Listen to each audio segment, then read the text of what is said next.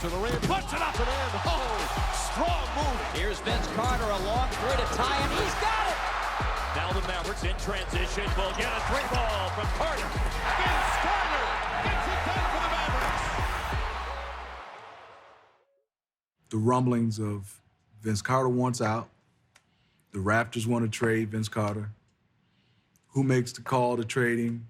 Was it the owner? Was it the general manager? Did Vince really want out? Explain that from your side. I personally told Mr. Babcock, I was like, look, I don't have a problem with being here.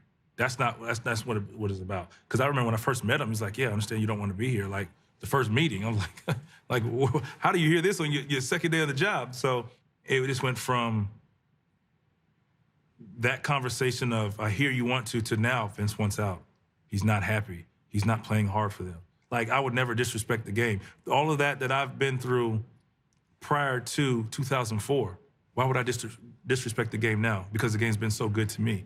And what I've learned from veterans and all that just didn't make sense to me. So it was rather frustrating for me to hear that and to really understand and grasp it. So once it happens and the trade happens and it's like, oh, Vince didn't want to be here and so on and so forth, just the hatred. Like, I was like, I just couldn't understand it because if the fans or the organization, the people knew me like I thought they did, they knew I loved it there. I loved playing there. If you could go back, is there one thing you would have did different to maybe stay? I don't know. I mean, it's not sure. I mean, sit with the GM a bunch of more times. I don't know. I mean, it's just the disconnect between the two of us, I think, is where it started.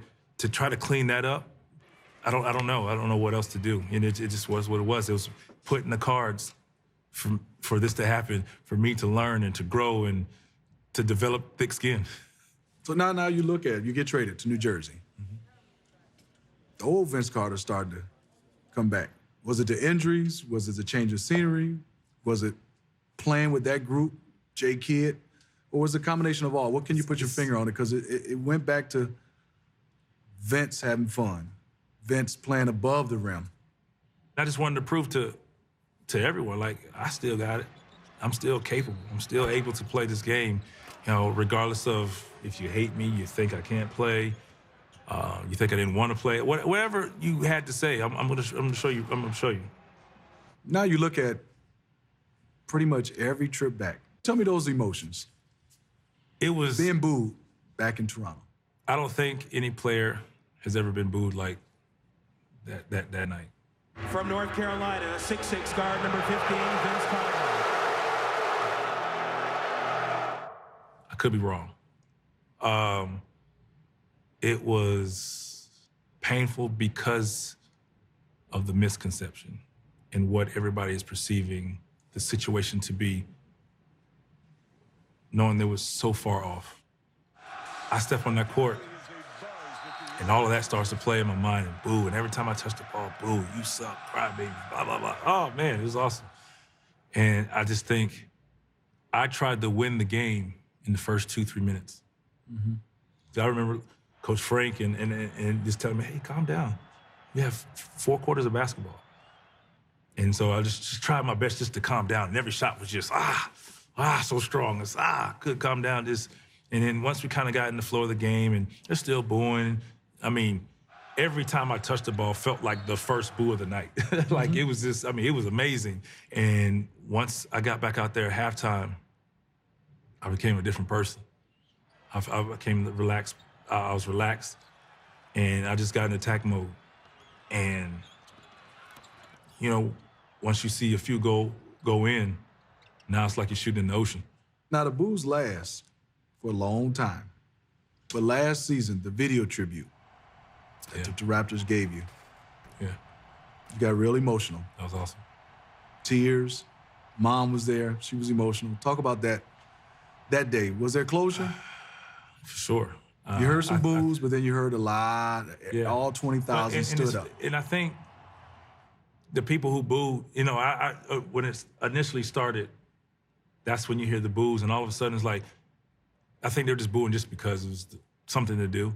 I didn't really know how how I was going to feel prior to that video being played. Once they told it to me, I was just kind of playing the situation in my mind. Like, if we sit here and watch this video right now, the feeling and the emotion wouldn't be the same as in that arena, because that's where it all took place. That's where it all happened. That's where it all started. To watch it, and I was just like, man, you know, it's just like the good old days. You know, I'm over the hill now, so you're like, man, I remember when, and you see some of the great moments, and you know, when you see some of the moments, and you just remember all the things that happened before the game or during the game or after the game, all those things started to come back, and I think that's where the emotion came in, because I'm very appreciative of everything that has come to me, and you know, I think to see that video was closure, but thankful. There's been a wave of talented Toronto players from the greater Toronto area. Andrew Wiggins, Corey Joseph, Tristan Thompson, Andrew Nicholson, Kelly Olynyk, Tyler Ennis, right. Nick Stauskas. They call that the Vince Carter generation.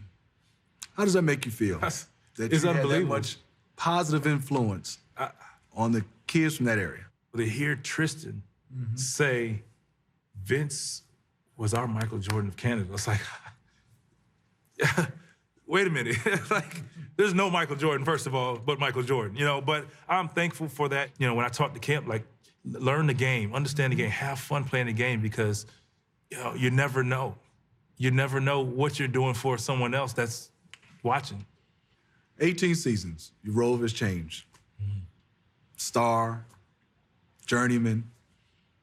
People ask, though, why is Vince Carter still playing? Because I love to play, man. I love to play the game. When I don't want to put the work in anymore, don't enjoy coming to work or everything this game entails, I'm stepping away.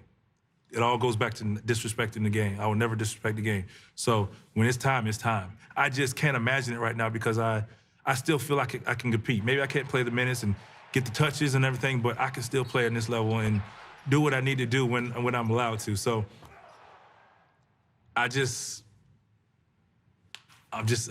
invested.